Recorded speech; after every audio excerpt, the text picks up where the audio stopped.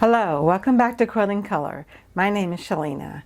Today I'm going to be working on the Kaleidoscope quilt. It comes in this box that says Kaleidoscope on it. And inside the box there's a whole lot of blocks. Last December when I showed you this quilt, I showed you how a basic Kaleidoscope quilt works, and we sewed some blocks together to each other, and today I thought we could just combine some more blocks so that we can see if this quilt will indeed have that kaleidoscope effect that I'm hoping for. So I'll show the blocks to you really quickly today, and then we'll get straight to sewing. I hope that you get a chance to sew along with me so that you can enter to win prizes. Let me give you a quick look at what these blocks look like on my sewing machine table.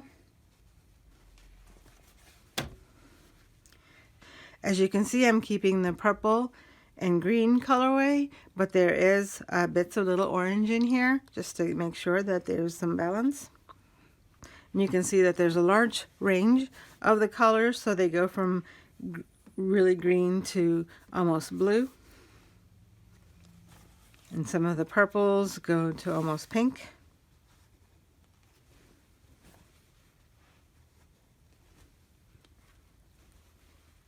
I was worried last time that I would have trouble matching up these seams in the Kaleidoscope quilt, but I think that even though they're not always perfect, they're close enough because, in my opinion, when you have a natural kaleidoscope, my opinion is that your eye is going to keep moving across the circles and whatever the shape is that you're looking at, and it's not going to focus on the center of any one intersection of the blocks. There's the other one.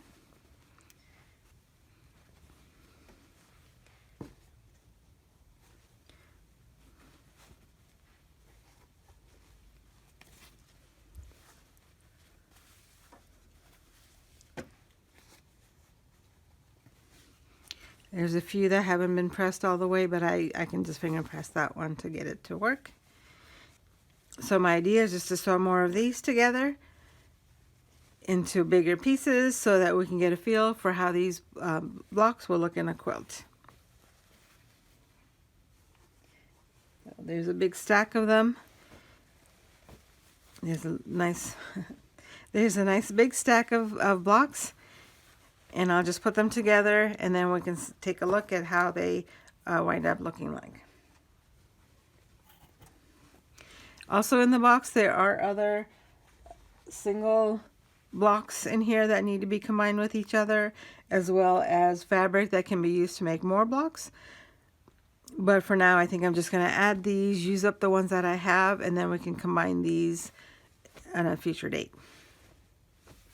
So let's just work on these today.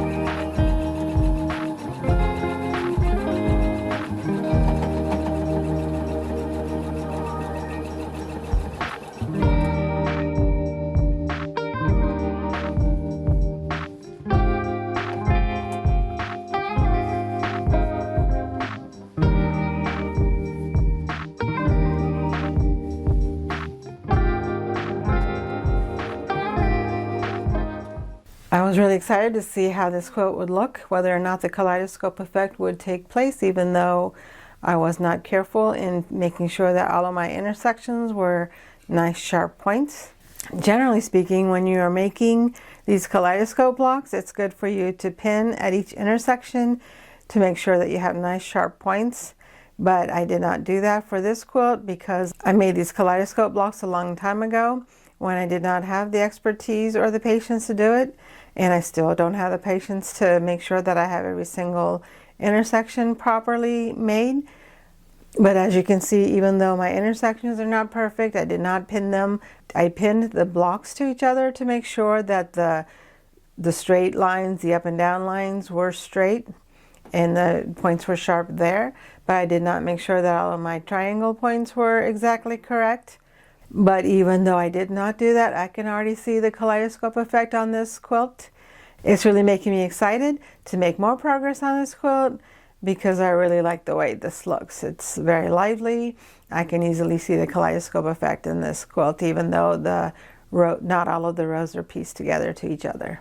I want to give you a little closer look at each of the fabrics, and I'll try to keep the camera as steady as possible.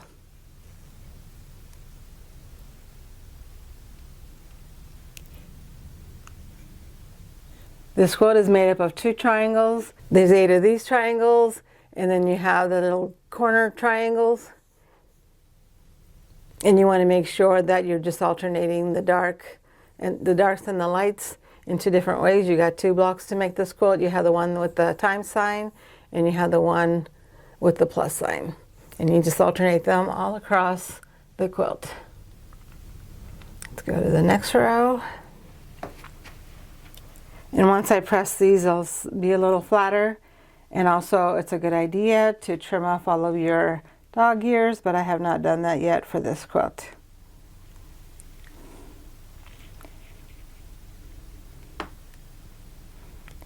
All of these fabrics are really old from when I was, all of these fabrics are from when I first started making this quilt. I didn't add any new ones in here. It's a nice time capsule for when I started this quilt. I hope that you enjoyed watching me make progress on my kaleidoscope quilt and hope that inspired you to also sew along with me. And if you did, don't forget to enter for the prizes. I'm giving away 2 copies of a book that I made especially for you, and I think you're going to find it really useful. I've made it really easy for you to enter to win. The first way is to simply sew along with me, and if you did sew for 15 minutes today, just leave a comment to let me know what you worked on today, and you'll get the first entry. The second way is for you to just watch my video, and if you did that, just let me know in the comments something that happened today.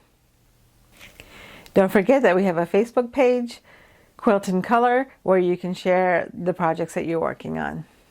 I'll leave a link here to yesterday's video in case you missed that, and I'll also put a link in the description box for last year's video in case you want to watch that. Thank you for watching. I appreciate all of your support, and I hope to see you again tomorrow.